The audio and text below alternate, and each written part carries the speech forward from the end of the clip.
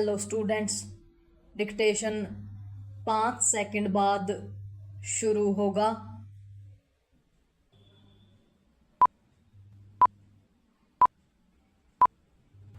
Start. Bangladesh में शेख हसीना के तख्तापलट के बाद वहां की अंतरिम सरकार का नेतृत्व कर रहे मोहम्मद यूनुस की ओर से बैंकॉक में आयोजित होने वाले बिम्स्टेक शिखर सम्मेलन में प्रधानमंत्री नरेंद्र मोदी से मुलाकात का आग्रह यह आभास कराता है कि वह संबंध सुधार के इच्छुक हैं, लेकिन इसके प्रति सुनिश्चित नहीं हुआ जा सकता। इसलिए नहीं हुआ जा सकता क्योंकि बांग्लादेश में भारत विरोधी वातावरण तैयार किया जा रहा है।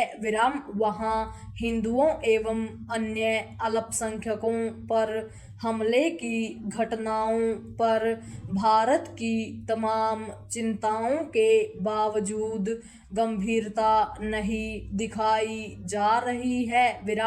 एक अन्य चिंताजनक तथ्य यह है कि कट्टरपंथी एवं जिहादी ताकतों को सहयोग, समर्थन और संरक्षण दिया जा रहा है।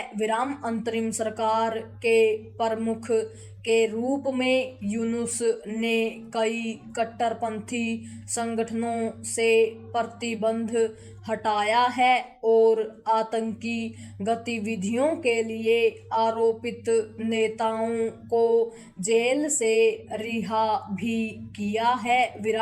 भारत इसकी भी अनदेखी नहीं कर सकता कि बांग्लादेश में पाकिस्तान का प्रभाव बढ़ता दिख रहा है। पैरा स्पष्ट है कि यदि भारतीय प्रधानमंत्री बैंकॉक में यूनुस से वार्तालाप करते हैं तो उन्हें उनके इरादों को लेकर सतर्क रहना चाहिए।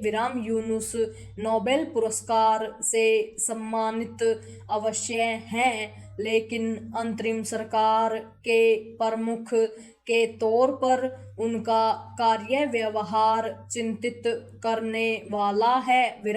वह यथाशीघ्र चुनाव कराने में रुचि दिखाने के बजाय ऐसे एजेंडे अपने हाथ में ले रहे हैं जिससे लंबे समय तक सत्ता में बना रहा जाए। अब तो बांग्लादेश की सेना भी उनके रवैये को लेकर सशंकित दिख रही है। पूर्व प्रधानमंत्री शेख हसीना के विरुद्ध जिन छात्रों के विद्रोह के चलते यूनुस बांग्लादेश की अंतरिम सरकार के प्रमुख बने, उन छात्रों ने पिछले दिनों नेशनल सिटीजन्स पार्टी नाम से अपना अलग दल गठित कर लिया और यह आरोप भी लगाया कि सेना शेख हसीना की पार्टी अवामी लीग को फिर से सत्ता में लाने की साजिश रच रही है। यह चकित करने वाला घटनाक्रम है।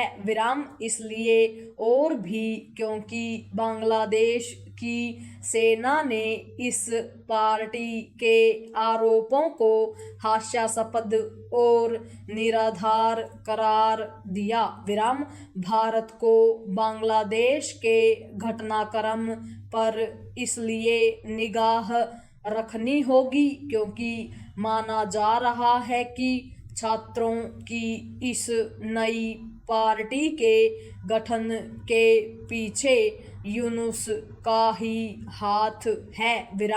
फिलहाल यह कहना कठिन है कि बैंकॉक में यूनुस और पीएम मोदी की भेंट होती है या नहीं, लेकिन भारत को यह सुनिश्चित करना होगा कि एक तो बांग्लादेश के हिंदुओं एवं अन्य अल्पसंख्यकों की रक्षा हो और दूसरे वहाँ सक्रिय भारत विरोधी तत्वों पर लगाम लगे। विराम। इससे संतुष्ट नहीं हुआ जा सकता कि भारत ने बांग्लादेश में हिंदुओं के उत्पीड़न के खिलाफ कई बार आवाज उठाई है, क्योंकि तथ्य यह है कि वहाँ की अंतरिम सरकार अल्पसंख्यकों के दमन को रोकने के लिए वांछित कदम उठाने से इनकार कर रही है। पूर्ण विराम।